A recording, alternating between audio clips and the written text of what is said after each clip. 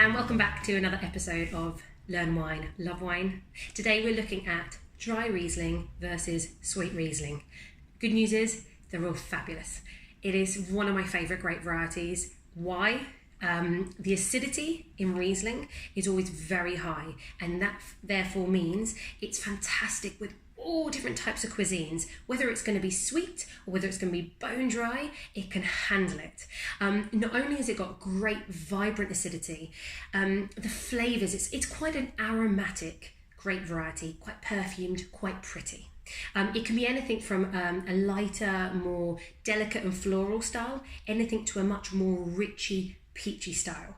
So really go on your Riesling journey, trust it, but hopefully I'm going to explain a little bit about the labels and that you'll know what to expect so you can also pair it well. Now, Riesling started in Germany. That is where it's famous. In terms of Europe, you're going to find it in Alsace, in France, which is very close to the border of Germany, and you're also going to find it in Austria. Now, actually, more Riesling than not is actually dry, but it's about you having to identify. If we step out of Europe, and you're going to get nearly always dry. Clare Valley in Australia is a really good one for you to look at, and even Finger Lakes in New York, as an example, make really steely, fresh, mineral, limey, zesty types of Riesling, and they're fantastic, so go and try them. Now, coming back to Germany, those labels are not fun. Even I still don't get them. But what I'm going to do is give you a few pointers when looking at a label. If you are after a dry wine, if it says trocken, it's dry. If it says halbtrocken, it's going to be off dry or medium. It can also say feinherb, and that also means half dry, off dry, medium, okay? The other thing to look for is GG, Großgewächs. That basically is a quality level.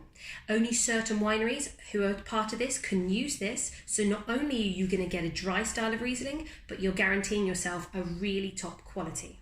So already simple. If you can memorize those terms, you're looking for a dry one. Another way, a little clue, it's kind of a game really, is the alcohol level. So the higher the alcohol level, the drier the wine probably is going to be. Riesling tends to be anything from around 7% up to about 12%.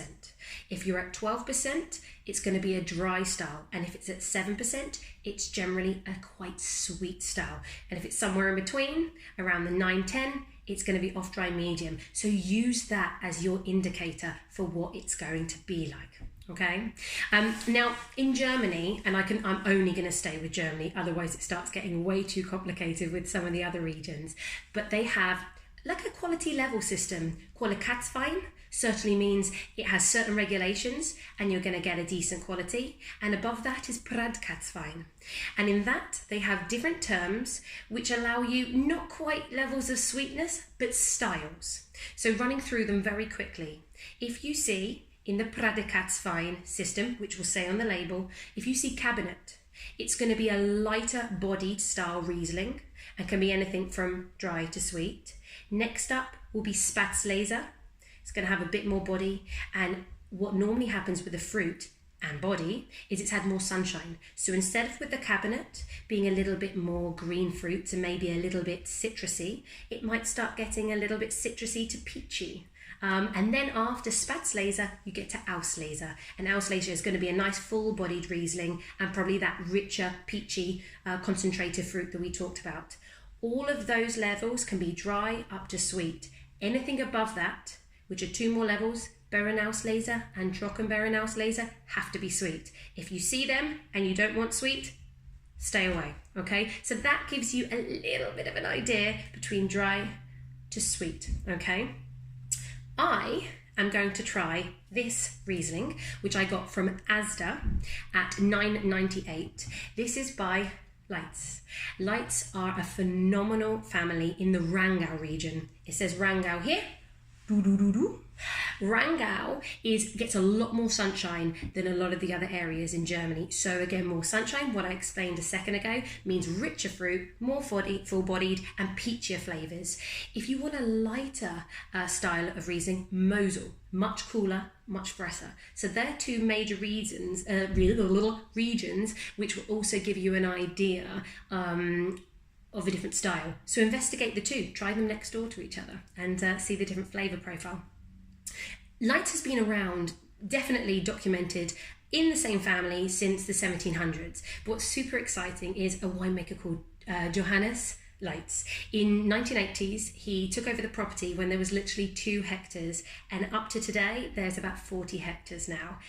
He's pretty much only bought Grand Crus, some of the best vineyard sites out there. That's what Grand Cru means. It means the top vineyards. And he even won Winemaker of the Year in the German version of basically our Wine Spectator. So, you know, it's not bad. The other thing he's famous for is, unlike a lot of the other producers and winemakers in the region, he's not going for yield and trying to make loads of wine. He grows the vines in a special way. I won't complicate things now by mentioning how, but he grows it in a way where he can't make as much fruit, but it puts better fruit quality. The vines have to work harder and the grapes get more flavour. So that's why he's doing wonderful things in Rangau in Germany. So I'm going to have a little try of this.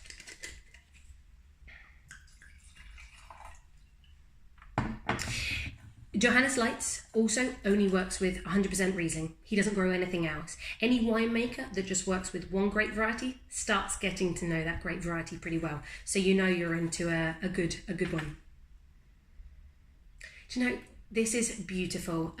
Already it's not a really strong nose, but straight away you get this really almost slightly steeliness, beautiful lime zest, and very fresh, like you've just squeezed a lime now. And lovely, all that peachy flavour is exactly what I would expect from Rangau. There's a little bit of white blossom even, you know, when you just walk through the park and you get that lovely hit of some beautiful bush with white flowers. It's just like that, but it's very delicate and really very perfumed. It's pretty. This is a pretty wine.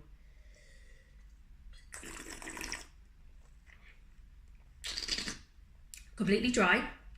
And actually, if we weren't sure about that, very nicely on the back of the label, thank you, Johannes, it says Riesling Trocken. If only all wines were that simple. Trocken means dry. Happy days, okay? It's also the Qualitätswein. It says it on the back of the label. So you know it's not the highest quality level, but it's definitely up there. And tastes fantastic. In fact, it's really zingy. Lovely zingy lime I can taste now. Really lively in my mouth. It's quite a full body wine. This is 12%.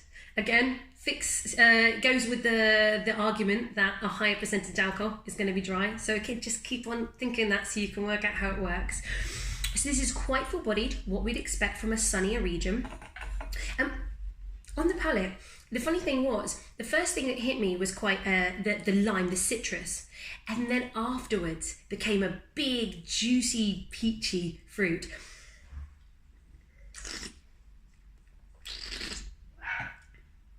I think he's using some lees aging as well. That's the natural yeast that falls from the grape, just kind of gets left with the wine, because it's got this slightly, just to finish off, like a slightly yogurty mouthfeel at the end. But that's lovely because it gives more creaminess, but that lovely zingy acidity that Riesling has balances everything perfectly. This is just pretty, this is zesty, this is aromatic, it's beautiful. Now, what to pair with Riesling? If you have something that's pretty bone dry, you can do this with, you know, lemon chicken, anything with, you know, jalapenos and green vegetables. Riesling is great with a potato and leek gratin if you're vegetarian, or pork. It's fantastic with charcuterie. The acidity goes through with any fatty meat, so take any kind of sausages, anything like that, it will be perfect. Taking away from all that beautiful shellfish and rich lobster, if you've got a slightly off-dry wine, that's going to be perfect with crab. Start getting sweeter, foie gras. In fact, Riesling is perfect with Asian food, Vietnamese, Chinese, Thai, and all of anything. The more spicy, the sweeter the Riesling, the perfect pairing. Sweeter Riesling calms down the spices in your mouth, so you can get that really crazy curry and have everything in balance, and they will bring up the most perfect equilibrium between the two. So give it a go. And at the end of the day, you can get super sweet dessert wine Riesling. Get yourself a nice fruit tart, something with mango, something with peach. This is the most versatile wine. If you had to pick one wine in the world to go with food, I would pick Riesling. So give it a go. Do the Riesling journey. It's totally worth it. If you have any questions, please ask me. There's so much to say about Riesling and it's so worth it. A little confusing, but do it, okay? So like, share, subscribe, ask away any questions, and we'll see you again next week. See you. Cheers.